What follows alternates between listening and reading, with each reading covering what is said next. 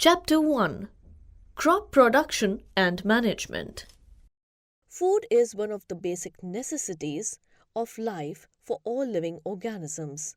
Food provides energy for carrying out all body functions such as digestion, respiration, and excretion. Food is required for growth, development, and body repair. It also protects the body against diseases. Among all the living organisms, only green plants make their own food.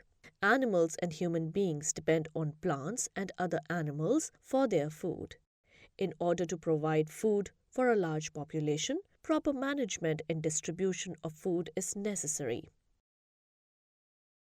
Till 10,000 BCE, the nomadic people wandered from place to place in search of food and shelter.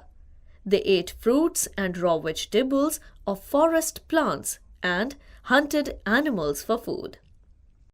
Later, people learned farming and cultivated wheat, rice, and other food crops. They also domesticated animals to meet their food requirements and did hard physical work. This marked a new era in the history of humans, from food gatherers to food producers. Agriculture. Agriculture is an applied science that deals with the mass production of crop plants and animals useful to human beings. Besides crop production, several other related activities like poultry, fishing, and sericulture come within the scope of agriculture. The population of India is increasing rapidly. To fulfill the food requirement of such a large population, increased production, proper management, and distribution of food is necessary. Crops and cropping patterns. Plants of the same kind grown at one place on a large scale is called a crop. For example, crop of wheat means that all the plants grown in the field are of wheat. The product of cultivated plants is called crop produce. Table 1.1. Types of crops, crop produce. Cereals: wheat, rice, maize, bajra, barley. Pulses: gram, pea, bean, moong. Vegetables: cabbage, cauliflower, brinjal. Fruits: mango, apple, pear, guava. Spices: cardamom, black pepper. Fiber crops: cotton, jute, hemp. Plantation crops: tea, coffee, rubber, coconut. Sugar crops: sugarcane, sugar beet. Oil crops: groundnut, mustard, castor. Medicinal crops: tulsi, asparagus, neem. Timber: teak, shisham, pine. Horticulture is a branch of agriculture that deals with the production of vegetables, fruits, and ornamental decorative plants. It is similar to agriculture but is usually carried on a small scale. Some important horticultural crops of India are potato, tomato. India is a very vast country. A rich variety of crops is grown in different parts of the country because the climatic conditions like temperature, humidity, and rainfall vary from one region to another. Despite this diversity, three broad cropping patterns can be identified. These are Kharif crops, Rabi crops. Zaid crops. Kharif crops. The crops that are sown in the rainy season are called Kharif crops. Kharif crops are sown at the beginning of the monsoon season, June-July, and harvested at the end of monsoon season, September-October. Kharif crops depend on monsoon rain for growth. Rice, maize, soya bean, groundnut, and cotton are Kharif crops. Rabi crops. The crops that are sown in the winter season are called Rabi crops. Rabi crops are sown at the beginning of winter season, October to November, and harvested in the months of March and April. Rabi crops do not depend on monsoon rain for growth. Wheat, gram, pea, mustard, and linseed are rabi crops. Zaid crops. The crops that are sown in the summer season are called zaid crops. The content of water in them is high and are juicy to eat. They help to keep us hydrated in the summer season. Cucumber, pumpkin, and melon are some zaid crops. Self-peer assessment. Why are rice and soya beans not grown during the winter season? Discuss in class. Agriculture practices are activities in a particular sequence undertaken by farmers over a period of time to cultivate a good crop. Agricultural practices: preparation of soil, selection and sowing of seeds, ploughing, leveling, replenishment of nutrients in the soil, manuring, irrigation, crop protection, harvesting, storage. Preparation of soil. It is the first step of growing crops. It involves loosening and turning of soil. Preparation of soil involves the following two steps: ploughing, leveling. Agricultural implements. The various tools needed during agricultural practices are called agricultural implements. The main tools used in preparation of soil are plough, hoe, and cultivator. Plough. It is used for tilling and scraping of soil, weeding, manuring, etc. It consists of a strong triangular iron strip called ploughshare. The main part of the plough is a long rod of wood called plough shaft. There is a handle at one end of the shaft. The other end of the plough shaft is attached to a beam that is put on the neck of the bulls. Some other animals like horses and camels are also used to draw plough.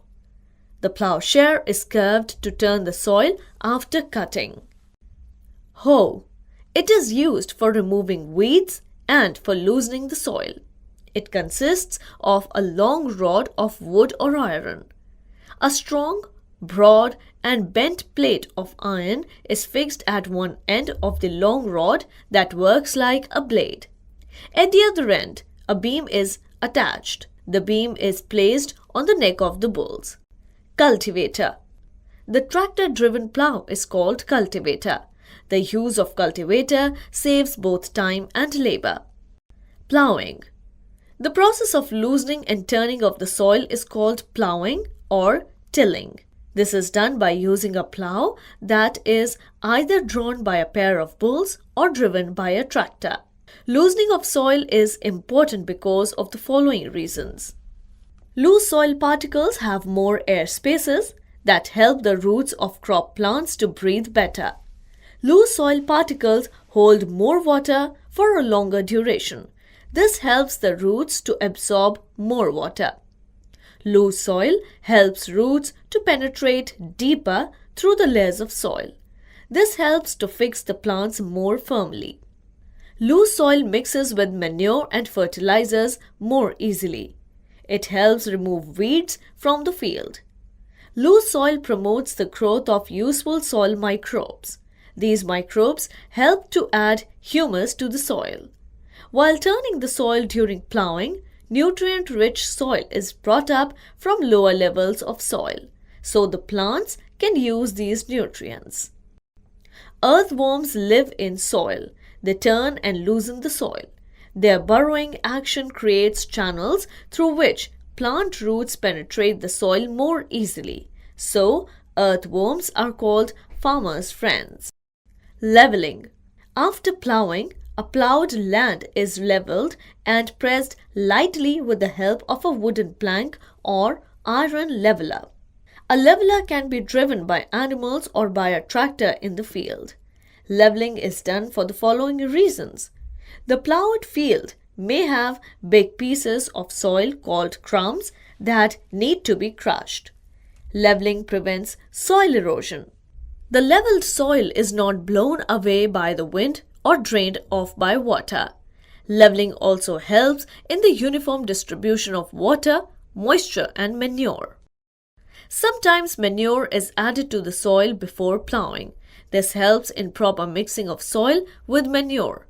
Some fertilizers are also added before the sowing of seeds and some are added later. Selection and sowing of seeds.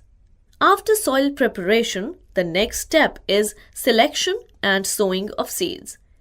This is the most important stage in crop production. Plants grow from seeds. While selecting seeds, the following precautions should be taken.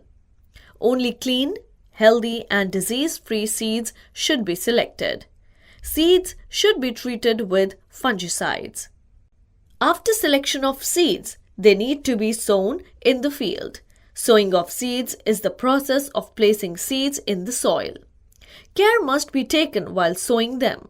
Seeds have to be sown at the right depth, neither too shallow nor too deep, at right intervals so that they get proper air, sunlight and nutrients. Seeds are sown in the field by any of the methods described below. Broadcasting or manual method. The method in which the seeds are scattered over the field by hand is called broadcasting. This method is not efficient because it cannot ensure proper spacing between seeds and also does not help to sow them at the right depth. By traditional tool. The traditional tool for sowing seeds is shaped like a funnel having 2 or 3 vertical long tubes with sharp ends. The seeds are filled into the funnel, passed down through the pipes with sharp ends. The sharp ends pierce the soil and place the seeds there. By seed drill. A seed drill has a funnel-shaped seed bowl connected to several tubes. The drill is attached to plow. As the plow makes furrows along the field, the seeds in the seed bowl are released through the tubes and get deposited in the soil. Nowadays, a seed drill is used for sowing seeds with the help of a tractor. The advantages of using a seed drill for sowing seeds are as follows. It sows the seeds uniformly at appropriate distances and depths. It ensures that seeds get covered with soil after sowing. This prevents the damage caused by birds. It saves time and labor. Transplantation. Seeds of some plants like paddy, tomato, onion, chili and brinjal are first grown in small nurseries. When seedlings grow, they are manually transplanted in the field. The process of transferring the seedlings from nurseries to fields is called transplantation. This practice has the following advantages. It helps in selecting and planting only healthy seedlings. Spacing can be controlled because of manual plantation. Plants get sufficient sunlight, nutrients and water from the soil. Replenishment of nutrients in the soil. Soil supplies mineral nutrients to the crops. These nutrients are essential for the growth of plants. Due to economic reasons, farmers grow crops in the same field year after year. Continuous growing of crops makes the soil deficient in certain nutrients and the soil loses its fertility. So, the soil nutrients should be replenished from time to time. This could be done either by natural methods or addition of manure or fertilizers. Natural methods to restore soil fertility. The fertility of soil is restored naturally by adopting the following methods. Fallowing. In this method, land is left uncultivated for 1 or more seasons. The fallow land regains the nutrients by decomposition of remains of plants and animals by the action of microbes. Crop rotation. Crop rotation is the method of growing different crops alternately on the same field. For example, the farmers grow crops like wheat or barley in the first year. This is followed by growing leguminous plants like pea or soya bean in the next season. This helps in replenishment of soil with nitrogen. You have learnt earlier in class 7 that bacteria called rhizobium are present in the root nodules of leguminous plants. These bacteria convert atmospheric nitrogen into simpler nitrogen compounds that can easily be absorbed by plants. Farmers are being encouraged to adopt this practice. Mixed cropping. In this method, two or more crops are grown together in the same field. The crops are selected in such a manner that the nutrient requirement of one crop is fulfilled by the another. Leguminous crops such as pea, soya bean, and cereal crops like wheat or rice can be grown together in the same field. Cotton and groundnut, leguminous crop, are grown together. Manure and fertilizers. The use of manure or fertilizers is called manuring. These substances increase the fertility of the soil. Manure. Manure is an organic substance rich in nutrients obtained by the decomposition of plant and animals' wastes by microbes. Compost is prepared by the decomposition of farm and domestic organic waste materials like animal excreta, fecal matter of human beings, sewage wastes, weeds, dry leaves, etc. in a compost pit. The process of producing compost is called composting. We may define composting as a biological process in which microbes decompose the organic matter present in organic waste materials to produce manure. Compost is rich in organic nutrients but not in some essential nutrients like nitrogen, phosphorus, and potassium. Green manure. Some crops like sun hemp or sesbania are grown in fields before sowing the seeds. They are then ploughed back into the soil when seedlings are young. These plants decompose in soil and increase soil fertility. They also provide protection against soil erosion and leaching. Fertilizers are human-made chemical substances that are rich in one or more nutrients like nitrogen, phosphorus, and potassium. Fertilizers are produced in factories. Some examples of fertilizers are nitrogenous fertilizers: urea, ammonium sulfate, sodium nitrate. Phosphatic fertilizers: superphosphate, ammonium phosphate. Potassic fertilizers: potash, potassium sulfate. Complex fertilizers: nitrophosphate, urea, ammonium phosphate. Fertilizers are soluble in water and thus are easily absorbed by the plants and increase the crop yield. Fertilizers are usually applied either by spraying using a sprayer or through irrigation canals. Advantages of manure. The organic manure is considered better than fertilizers. This is because it enhances the water holding capacity of the soil, makes the soil porous that makes exchange of gases easy, increase the number of soil-friendly microbes, improve the texture of the soil, adds humus to the soil, is not expensive and can easily be prepared from wastes in the farm, does not cause water pollution. Disadvantages of using fertilizers. Modern agriculture depends greatly on chemical fertilizers. Excessive use of fertilizers increases the crop yield, but when fertilizers get washed off through irrigation and rainfall, they reach water bodies like rivers and lakes. This causes water pollution. The polluted water is unfit for human consumption. It even kills the aquatic animals such as fishes. Fertilizers are non-biodegradable, thus also causes soil pollution. To maintain the fertility of the soil, excessive use of fertilizers should be avoided and use of manure should be promoted. Irrigation.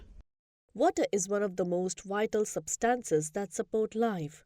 Plants contain nearly 90% water. Still, they need water for their survival because of the following reasons. Water is important for the proper growth and development of flowers, fruits, and seeds of plants. Water is absorbed by the roots. Along with water, minerals and fertilizers are also absorbed. Water is essential for germination of seeds. Water is essential for carrying out the process of photosynthesis to make food. Water dissolves nutrients that are transported to each part of the plant. Water also protects the crops from both frost and hot air currents. Therefore, Supply of water to crops at regular intervals is essential for crop production. Rainfall is one of the main sources of water for crops. Since we cannot always depend upon rainfall, so it is essential that farmers should have other ways of supplying water to the crop fields. The supply of water to the crop plants at regular intervals through sources other than rain is called irrigation. The time and frequency of irrigation depends on the following three factors: nature of crop plants, nature of soil, season when the crop grows. Let us study the above factors in detail. Crop-based irrigation. Some crop plants require more water while others need less water. For example, rice crop requires standing water and continuous water supply, whereas some other crops like wheat and cotton require less water. Soil-based irrigation. Irrigation also depends on the nature of the soil in which the crop is grown. Sandy soil needs more frequent irrigation due to its poor water-retaining capacity. Clay soil needs less frequent irrigation due to its good water-retaining capacity. Season-based irrigation. In summers, the frequency of irrigation is high. It is due to the increased rate of evaporation of water from the soil and the leaves. Sources of irrigation. The sources of irrigation are wells, tube wells, ponds, lakes, rivers, dams, tanks, and canals. Traditional methods of irrigation. The water available in wells, lakes, and canals is lifted up by different methods for irrigating the fields in different regions of our country. Cattle or human labor is used in these methods, so these methods are cheaper but less efficient.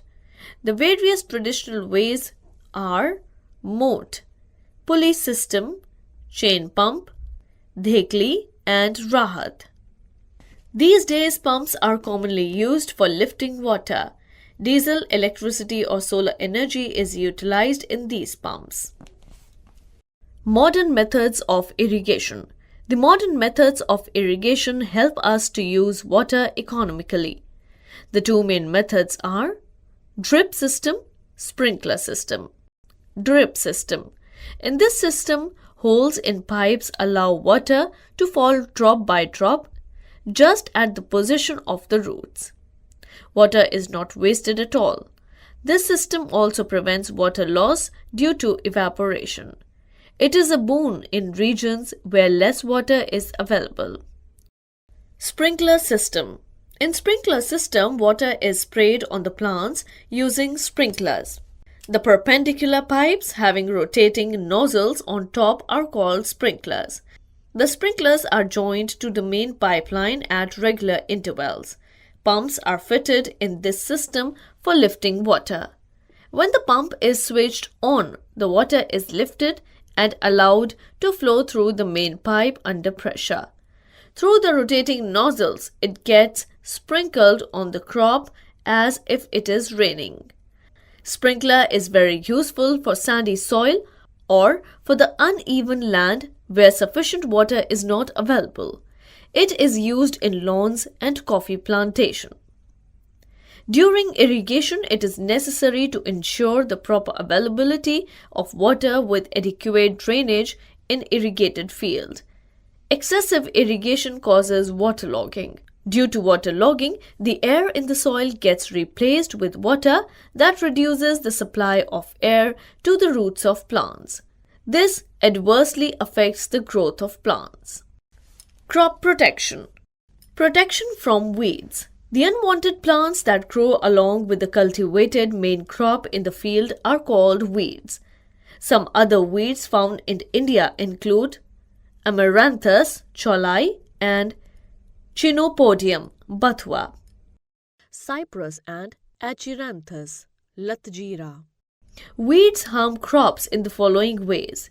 The growth of weeds in crop fields is harmful because they consume a great amount of nutrients, water, sunlight, and space that is available for crop plants. The weeds harbor pests, harmful insects that destroy crops. Crop pests spread various diseases.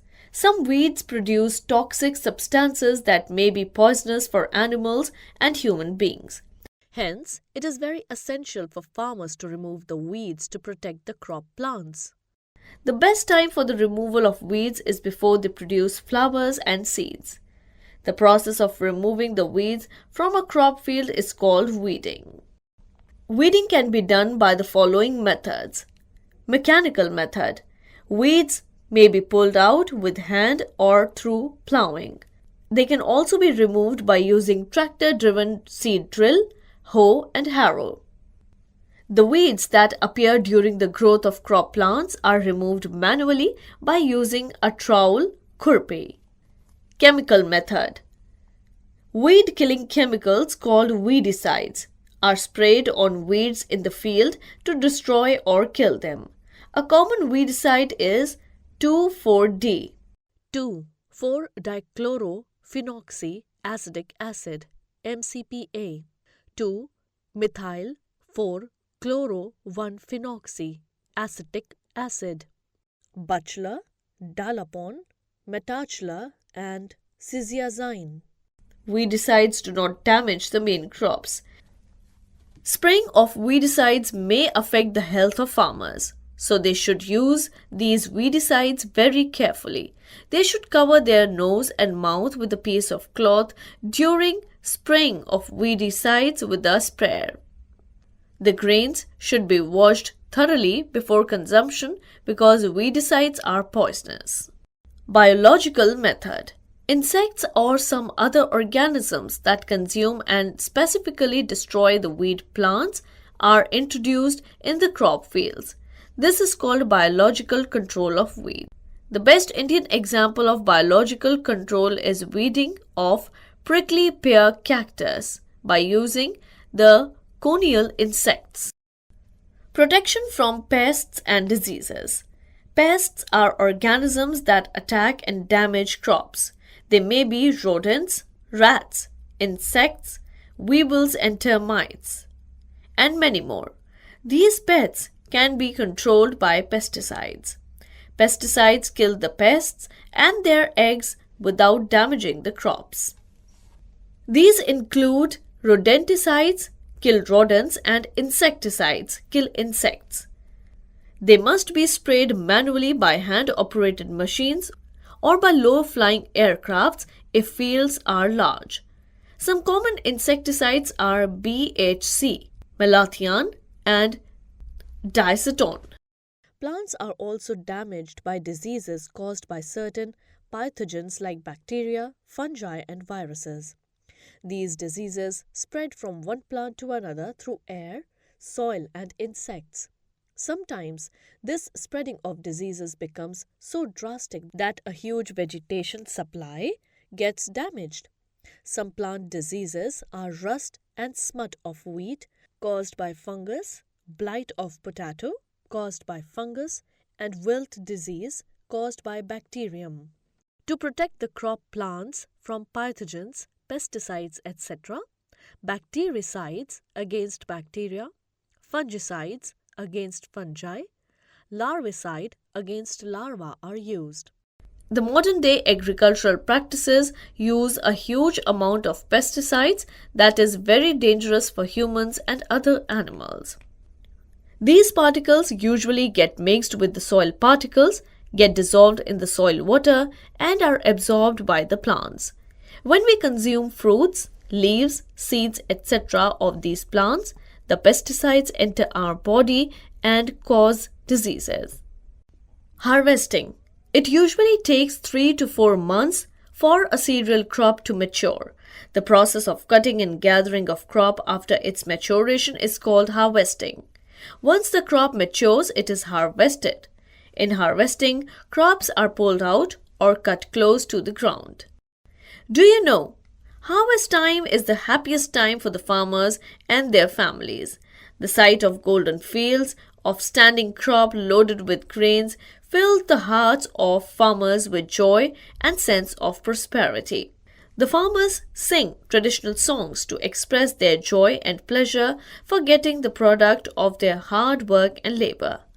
Special festivals associated with the harvest season are Pongal, Baisakhi, Holi, Nabanya, and Bihu. Harvesting in our country is either done manually by sickle or by a machine called harvester. After the crop is harvested, the grains are separated from the chaff by a process called threshing. This can be done manually by striking the crop against a hard surface or by making farm animals trample the crop. A machine called thresher is also used for threshing. In large farms, a machine called combine is used. A combine machine performs a dual job as a harvester and a thresher. The grains separated by the above method need to be winnowed. Winnowing helps in the separation of the grains from the husk. The seeds being heavier fall straight to the ground, while the light husk and hay are blown a little farther away by the wind. Winnowing is also done by a winnowing machine. Storage. Proper storage of food grains is necessary to get regular supply of food products throughout the year, as proper storage protects the food grains and other agriculture products from pests, rodents, and other microbes. Due to improper storage, more than 10% of crop produce is spoiled in India. The harvested crop grains have more moisture content. So, before storing them, the grains should be properly dried in the sun to reduce the moisture content. On a commercial scale, mechanical dryers with hot blowing air are used. This prevents the attack by insects, pests, bacteria, and fungi.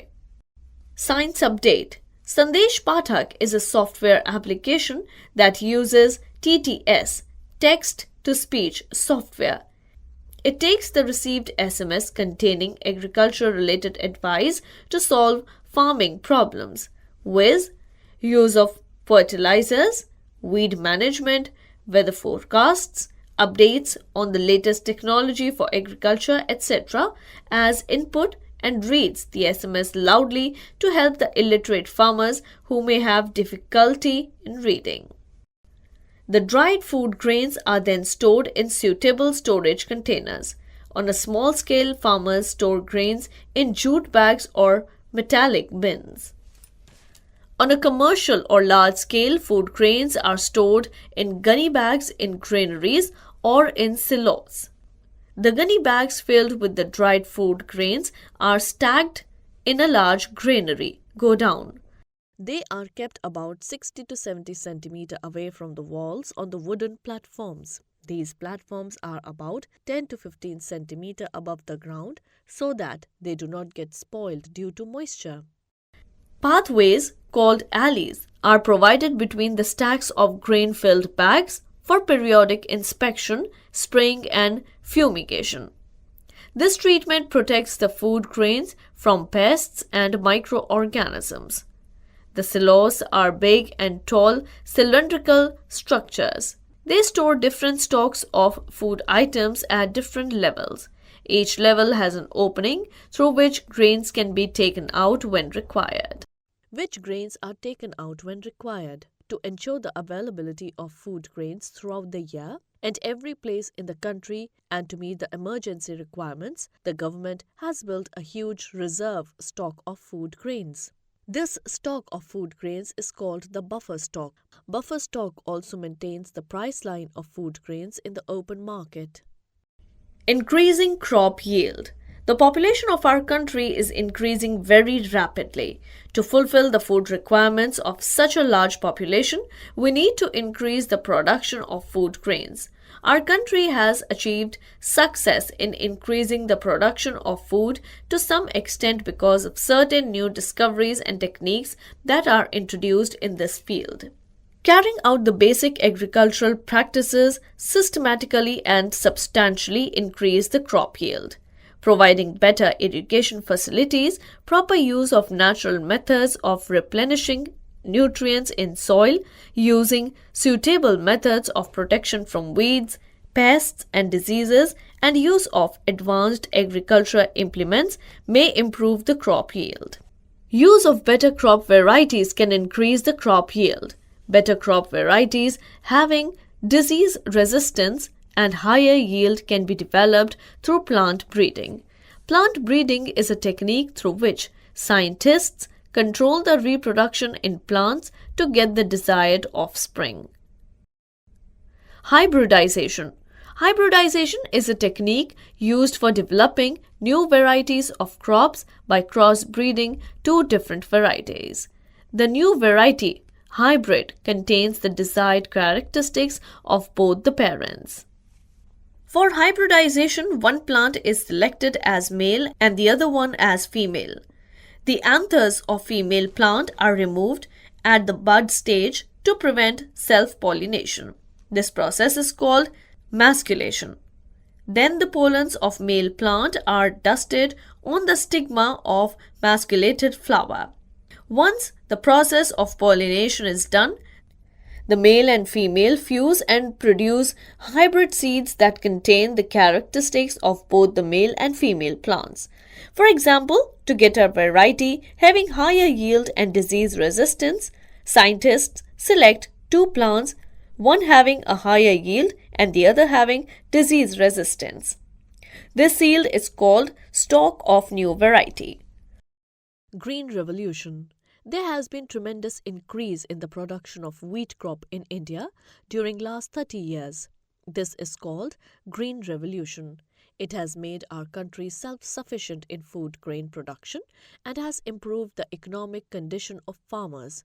Green Revolution is brought about by importing high-yielding varieties of wheat from Mexico. New varieties of wheat with desirable characteristics were developed by cross-breeding methods. Besides giving a high yield, the plants were smaller and stronger and had a better response to fertilizers. Similarly, high-yielding varieties of rice, maize, bajra and sugarcane were also developed by Indian scientists through cross-breeding. No more. Organic farming is a farming method that depends entirely on biological methods with the maximum use of manure, biofertilizers and biopesticides with healthy cropping system. It involves no or minimal use of chemicals like fertilizers, herbicides and pesticides. The organic crop produce are safe to consume as they contain no pesticides. Food from animals. The animals need good food, shelter and care for proper growth and food production.